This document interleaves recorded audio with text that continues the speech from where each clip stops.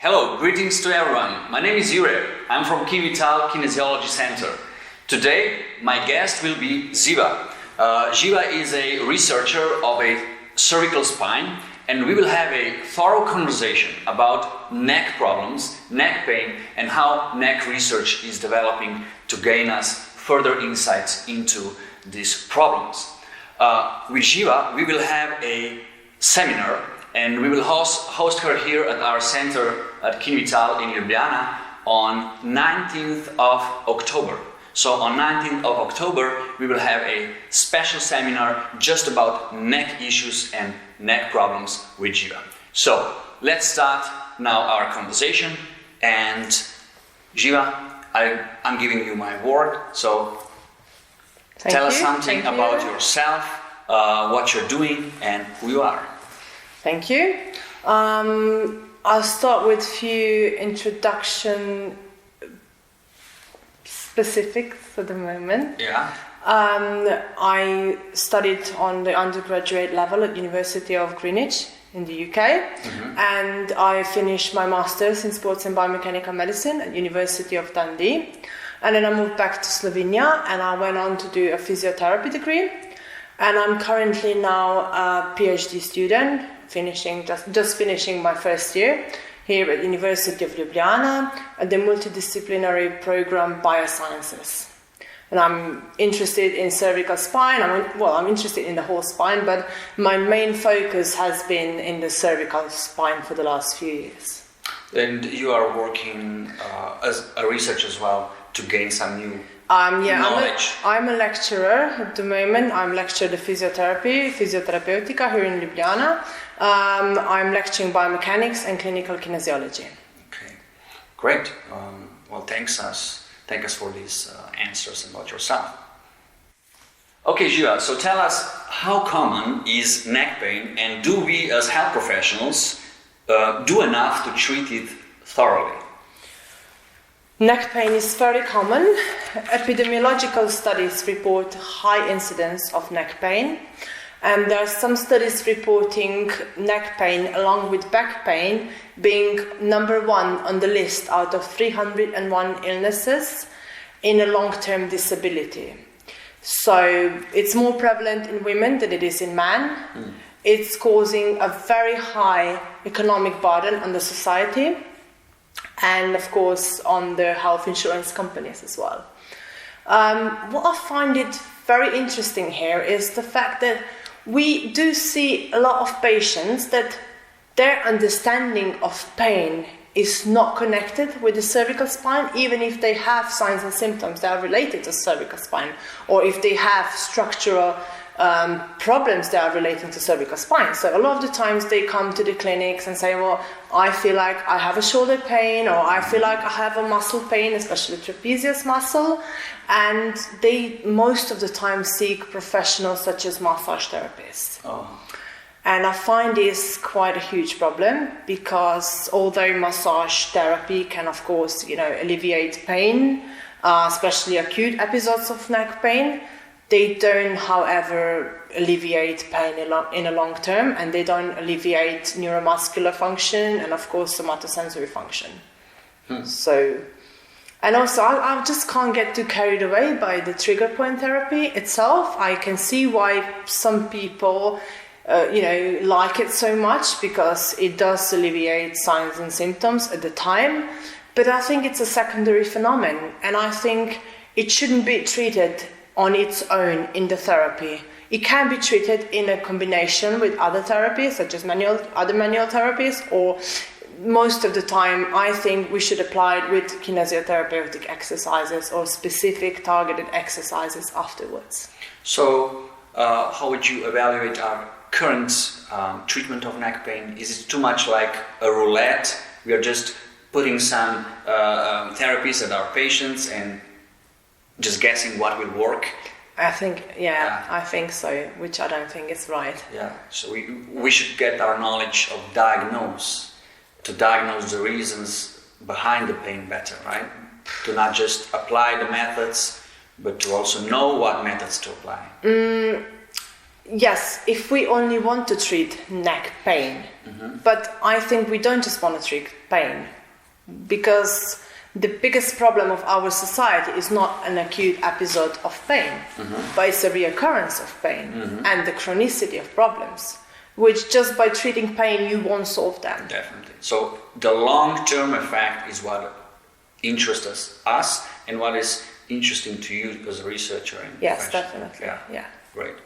So, Živa, medical profession till now mostly believes that symptoms like nausea, hearing, or dizziness and sight issues originate locally with specific issues with sensoric systems or organs.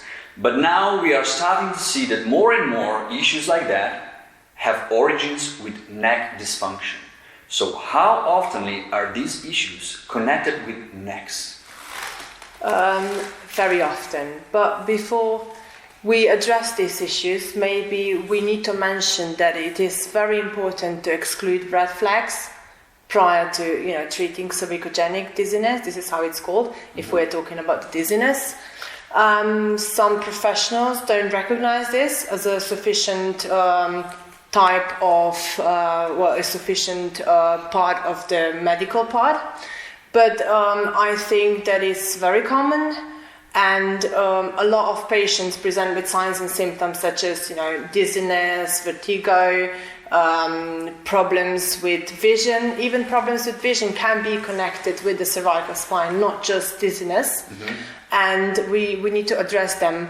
And it's a lot of different causes of why this happens, but a lot of the time it's involvement of the upper cervical spine and the mobility, or too much mobility in the upper cervical spine, because the upper cervical spine, it is the most mobile part of the cervical spine, and the mobility comes as an expense to its stability.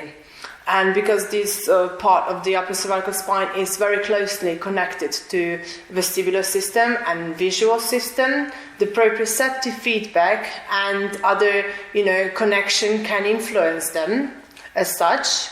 So if we are talking about the ligaments and their proprioceptive role, they can influence the kinesthetic awareness, as well as the upper cervical spine and especially suboccipital muscles. They have a high density of muscle spindles, and they can influence our kinesthetic awareness. And of course, this can produce signs and symptoms such as unsteadiness and feeling like we don't have sufficient stability. But of course, there are other structures such as membranes. They're very high in receptors, and with elderly especially, the atlanto-occipital membrane, the tectorial membrane can cause issues and are very closely connected with falls and with the balance. So these can be... So when people experience these kind of problems, like balance issues, like vision issues or hearing issues, they should also think about maybe getting an advice or a diagnosis from a neck specialist to exclude the neck origin to these issues, right? Well, I think other parts should be addressed first. So if they are excluded, vestibular problems, then of course, they should come. They should think about maybe the neck is also. They should, but when you're mentioning neck, is also not so simple, because there are other structures in the neck that can produce signs and symptoms of dizziness, but they're more severe, like CAD, cervical artery dysfunction. That, of course, is an umbrella term now for VBI and internal carotid artery disease, but there are also structures that can produce these symptoms, but of course they need a referral. We can't deal with them, But it's important we recognize these ones, because in the early days of these pathologies, the patients can look like musculoskeletal patients. So we need to be able to ask the right questions, do the testing. So it looks like the muscle is the problem. No, it's they get compression issues, mechanical stress, as well as some other problems with the neck. Other structures can produce these signs and symptoms as well. But of course, the problem here isn't an intervertebral disc, or it can be. The intervertebral disc can compress onto the vertebral artery as well as some osteophytes. But it's important to be careful here, when differentiating, and it's important to know what sort of subpopulation you have in front of you and what you can do with them, because it's very important to do a referral, as I said, if this is something more serious. Okay. But these conditions are very rare. In the cervicogenic dizziness, it's much more common, especially after traumatic incidents such as whiplash. We see a lot of that. Patients present with signs and symptoms such as dizziness, blurred vision, after car headaches. Yeah, and we can address this very nicely with the exercise therapy. Great. So Živa, thanks to Dr. McGill, we now have a very solid system to tackle low back pain. But do we need to develop a step-by-step approach to neck pain as well? So do we now have already some kind of solid system how to start treating neck issues? Of course we do. It's very important to address the issues, the consequences, the causes of neck pain. And of course we need to start this with assessing the patient when he comes to see us or comes to the clinic. And it's important we start with structural tests, but then we carry on with the functional tests to thoroughly understand what is actually the consequence or how to address this, a bit more thoroughly. So the structural test had been for a long time very sensitive, and we now have a good idea how to diagnose and what structures to find that they're causing a pain. But in terms of functional tests, thanks to Neck Care from Iceland and especially Dr. Ater, they have developed a system. This is the system that can give us some answers in terms of the functional tests. This is What does it do? It's a helmet that has 8 accelerometers and gyroscopes and can detect 3D motion of your head. They have developed a special software with different tests that you have on the computer screen that you can go through with very objective and highly accurate answers, or I would say numbers that you get from them. And these, quite a few research papers has been, on these thematics. So they have, it's been validated. It's very reliable, very objective, and you get to do different tests, and then you can see different problems. It's very sensitive. It's highly sensitive. So it shows you all the micro movements, how I'm using my head. Yeah, also it shows you the combination of the movements. Just from the physiotherapy perspective, they used to do all these basic tests such as, flexion, rotation, extension.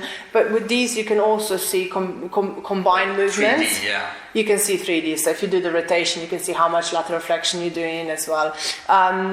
There are a few tests that you can measure kinesthetic awareness. And joint position error, joint position sense. There's tests that you can measure different quadrants of the so you can see the insufficiency in different quadrants. And there is a butterfly test. This butterfly test is very sensitive and has been shown in the past to differentiate between different neck pathologies. Mm-hmm. So we now had a very good idea what type of subpathology the patient, belongs to in terms of, assessing them with these type of tests. So basically the logic behind how you treat necks is basically the same, the philosophy behind it. It is very finding similar. The cause of the pain. Yeah, it is very similar. But what you can also see with these devices is that you can see, you are assessing how much time the person has been on a target, if they've been undershooting, if they've been overshooting, if they have been having a tremor or different problems with being on the target for a long time. So it's quite accurate, I think, and very objective. I like it. And along, of course, this is a Neck Care device, just measures the head, but I've been dealing a lot with with incorporating vision and movement of the eyes. I've been looking at the smooth pursuit eye movement and how does this reflect in terms of neck pain patients. And I've been trying to establish a few different tests that you can then diagnose and, you know, help them to train more efficiently and what their problems are. So you often tell me also that treating necks is even tougher than treating low back issues. Can you maybe, you know, tell me more about these differences in, you know, why necks are different, you know, also to treat than lower backs? I wouldn't say it's tougher. Of course it's not. I mean, every part of the body is tough to treat, but I think it's the patients are different.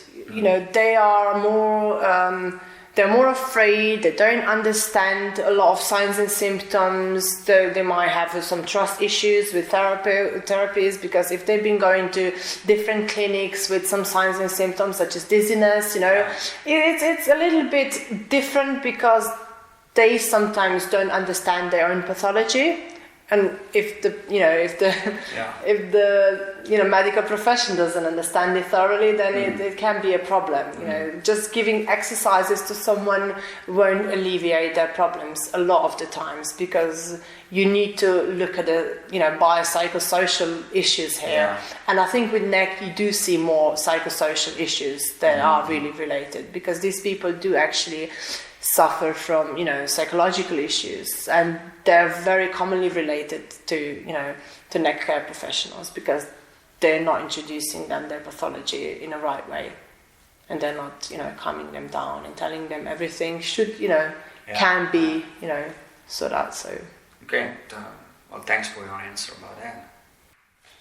So Živa, since you're professionally thinking about necks in research and your practice, what have you found in our perception of neck pain compared to generations of the past or among different professions? So how different people, like athletes or desk jockeys, everyday people, why some of them, for example, cringe for a little physiological tissue breakdown, while others are fine even with more severe diagnosis? So maybe you can explain us here how neck pain works. What are some most common problems? Well, it's quite a difficult question, but I'll try to address it in a little bit. The problem with neck is, of course, as I said before, chronicity. And with chronicity, you do very often see central sensitization. That means that for just a smaller or I would say less mechanical load, you get a very, very high tissue, sensitivity, which is always a problem here. And when you are addressing these issues, you need to be careful and you need to reinforce usually the whole mechanical movement. But it's very unique in a way, because what you are asking me now is to try to explain everything that is going on in the neck. But we do have different structures, and different structures in the neck are causing different problems. Yeah. And it's very difficult to just address it like that. But I'll give you an example. For example, a patient walks in to see you. They come in and they present with so-called posture-induced neck pain. Mm-hmm. It can be posture-induced neck pain is usually facet joint neck pain, but it can also be discogenic neck pain. Yeah. But what you are more concerned is not so much. Well, of course, you want to alleviate pain, but you want to ask yourself, why is this person experiencing neck pain? And if you start with asking them some questions, try to assess them, I usually give them to fill as many questionnaires I can remember, just to see them the way they are operating behind a desk. Because once they don't know they've been assessed, then they sort of go into, every person that you ask them, show me the way you sit, will sit the way that you want them to sit. Yeah, sure. But once they don't know you're observing them, they might go into their slouch posture that they usually go into. And then you start assessing them or facilitating them at the pelvis, and you see if that changes the way, if that changes the pain they're experiencing. And then you ask yourself why. But very commonly, what you see in this type of patient is that you need to address their shoulder. And I'll tell you why. A lot of the time you see these patients, they are, sitting behind a desk, working behind a desk, having a a poor rolling shearing component in a glenohumeral joint. Yeah. So the glenohumeral joint has a bad arthrokinematics. So instead of using more glenohumeral joint, they use more acromioclavicular joint. And if you look at the trapezius muscle is attaching onto the acromion. Yeah. So every time they lift their shoulder to do some typing or something, they are, if you look at this fibrous orientation in the cervical spine from the trapezius muscle, they run towards the, cervical spine. So every time they're lifting the shoulder, they are making a compression onto the cervical spine. So would you start with, exercising? Well, maybe you would. What worries me is that most people would just release that muscle and they would just be like, go home. Because, of course, they won't, for that moment in time, patients won't feel pain anymore. But you didn't address the problem. The cause. You need to, strengthen the transversal spinal muscles. A lot of the times you need to strengthen the multifidus muscle and, other structures there. But you need to reinforce the, arthrokinematic in the shoulder and give them appropriate movement patterns. This is what, it's one of the, And that is exactly also what trainers should know, how to do these movement patterns, as you mentioned, so that they recognize, this person is lifting his arm too much with the acromioclavicular joint and not enough from a glenohumeral joint, like you mentioned. I think this kind of knowledge should be also in trainers' heads. And depending on what you want to achieve, it's not in training. It's not so, or I would say in sport, it's not so basic as it is with normal population. Depending on what you want to achieve, but you need to first, if there isn't a problem just yet, you need to establish the stability of the cervical spine, and we need to understand that it's important because the cervical spine is the most mobile part of the body, so the appropriate stability needs to be established prior to actually taking any other courses. So Živa, this question is related to the previous one. We touched a bit before on training question, and now the question is, neck is the most neglected part of training process, as I can assure you that as a trainer. So while people and trainers are crazy to build glutes, pecs, legs or arms, we don't have any system to prepare neck to sustain sport or daily activities.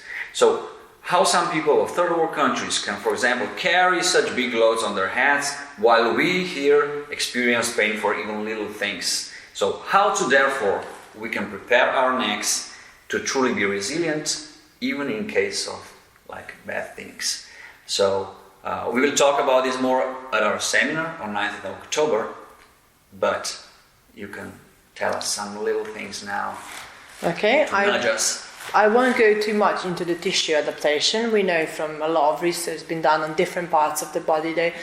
Tissues, of course we can adapt tissues. So the tissues can get adapted through training, through loading, through different loadings, and we know that.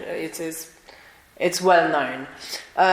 But in terms of, it really is upsetting that you as trainers don't apply more training in the cervical spine, because at the end of the day, cervical spine is part of the spine.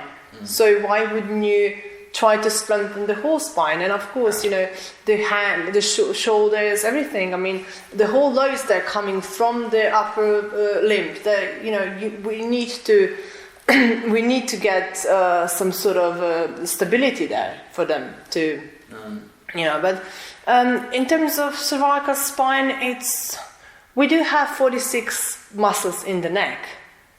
So it's 46. It's not. The research has been done, some, But we still don't understand thoroughly how the extensors work, especially these, very deep extensors, because it's 5 layers of them. So some of them are very difficult to assess. And there's been some electromyographic studies with the needle EMG done, and we do have some idea how we should exercise it, but we still need some more ideas to how to exercise this. But what we do know is that we need to assure the appropriate movement patterns and the variability through different exercises. And, I've mentioned the neck hair devices before, and they also hold some training methods there. So you do get the feedback when training, and you can have different stages. Mm-hmm. So you get different feedback if you are, you can put different movement patterns, different speeds, and then you do get a feedback if you are, moving correctly and giving variability to the muscular system in the neck. But depending on what the problem is or what you want to achieve with the exercises, it's the same as everywhere else, in every other part. If you have problems with the neck, you shouldn't just think of the neck, you should think of the shoulders, you should think especially the scapula. The scapula is very often involved in the problems with the neck. So the first thing you should think about is to address scapula, and then go up and try to do the exercises for the neck. But I think we'll need to show you some exercises, but maybe we talk more about this in this on the seminar. Yeah, on the seminar, I'll go through the exercises, and we talk about the different pathologies and what pathologies should what exercises you should choose for different pathologies, and how not to make too much compression or to make compression, depending, of course, of the pathologies. Well, if I just summarize how most typically a neck training, even at clinic facilities or even at training facilities today, looks like, most of the neck exercises that trainers or professionals are giving are just these typical isometric exercises, like holding it isometrically from all of the sides, all of the possible lateral sides, and all these things. So just quickly, what is your opinion about these kind of exercises? Well, I would say the exercises are okay, but it's definitely not enough at all. These exercises, and very commonly they can produce more signs and symptoms if, there is an acute problem. So I wouldn't recommend them for all of the patients at all. And of course, they're not enough. We need to understand the transversal spinal muscles, they only go up to the level of C2. So if you want to train transversal spinal muscles, then you need to do segmentally. For example, semispinalis cervicis it's the most active around between C2 and C4, and you just with the knowledge of these muscles and how to trigger them, then the appropriate adaptation of the exercises should be done. So, Živa, next question is also related to the previous one. So, tell us something about car accidents. Because car accidents and falls in general are most commonly associated happenings where neck gets damaged.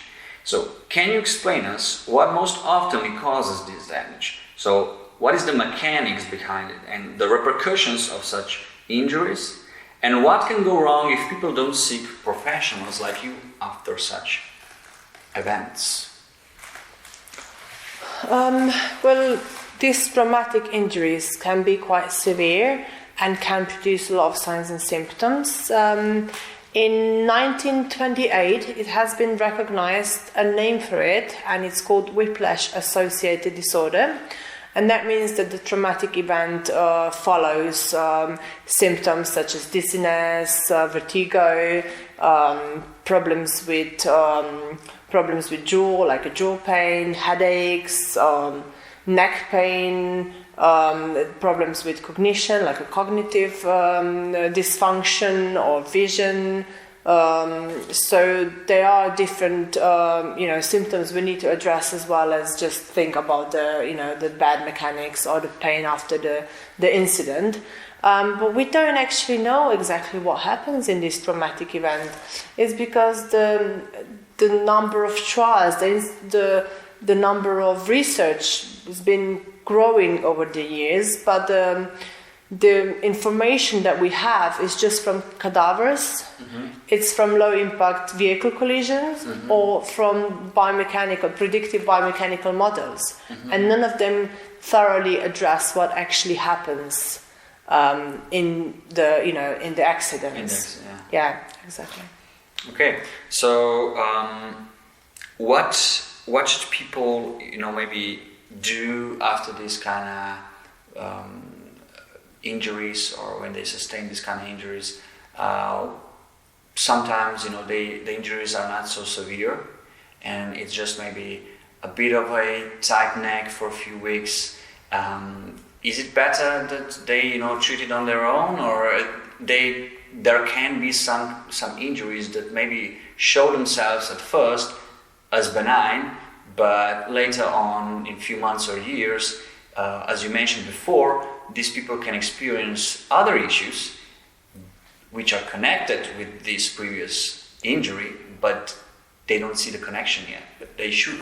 Although I said we don't understand it thoroughly, we do have some ideas of what happens in the neck during these accidents. So the upper part of the cervical spine sustain tensile stress, and the lower part sustain compressive forces. So it's sort of recognized that the upper part really damages the ligaments, and the lower part damages more facet joints. And there is some research been done on the injuries to the muscles as well as other structures. And I think depending on what exactly is happening, what problems is the person experiencing, we need to of course start slowly. These people a lot of the time are having other problems, such as social and psychological problems as well. I mean, we need to understand that this is a traumatic event, and the psychological problems such as post-traumatic stress syndromes need to be addressed as well. But still, we need to start training quite early on, and the most appropriate thing to do with them is to start with the proprioceptive exercises. So that's the first thing. They're shown quite good. Yeah, one of the first things that you need to do. Proprioceptive exercise. Yeah, exactly. Maybe you can tell us also a bit of what are the most advanced diagnostic tools that we have, like MRI or CT and these kind of devices. What kind of information these devices can give us about necks after such car accidents? Very poor. Very poor? Yes, we don't see, I mean, of course, the ligaments, we don't see the poor laxity of the ligaments after this event, definitely not on MRI. We don't see them on the other, like CT scans or other... Röntgen? No, we don't see them on that, so very poor. The functional and structural tests show us much more. Okay, Živa, the last question we have today. So we covered quite a few questions today, accidents and acute problems, but tell us some practical advices and about spine hygiene, neck hygiene more precisely, of course. So what kind of tips can you give us about our hygiene, how we treat our necks in our daily lives, so we can protect them and be pain-free? I need to say firstly that I'm not too keen on re-establishing neck hygiene unless this is necessary, so unless there are some problems, because our neck is the most mobile part of the body, so it should move. I wouldn't make restrictions as such unless there is a problem. But of course you need to look at the person as a whole, you need to see what their problem is, you need to assess them thoroughly first, and once you have established the problem, and I'll give you two examples now if that's okay with you, you can have a flexion problem, so the flexion is making you the most problem. You need to ask, you need to look at the patient and ask yourself why this is a problem. And by knowing the pathologies and the muscle readjustment that is making, we know that most of the time in terms of the pathology, the superficial muscles are working more than the deep muscle layers. So a lot of the time these patients are actually flexing their neck with the sternocleidomastoideus. So with flexion problem, problems you're thinking about, like typical cell phone issues? Or For example, you know, but you are flexing your neck. Yeah. So while you are flexing your neck, you're putting the compression onto the C6, C7 vertebra, you know, just the gravitational force.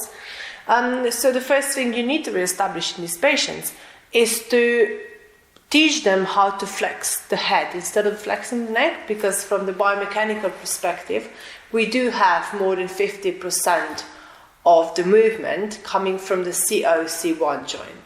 More than 50%. More than 50%, yes, exactly. So you need to then, you know, maybe train the deep muscle layers, like, you know, longus capitis, that is actually a flexor of the head as well as the neck. So once you restore this and you give the patient different movement patterns, this is usually sufficient enough for them to actually not cause the irritation anymore in the, you know, in the neck. Okay. And I'll give you the second one, for example.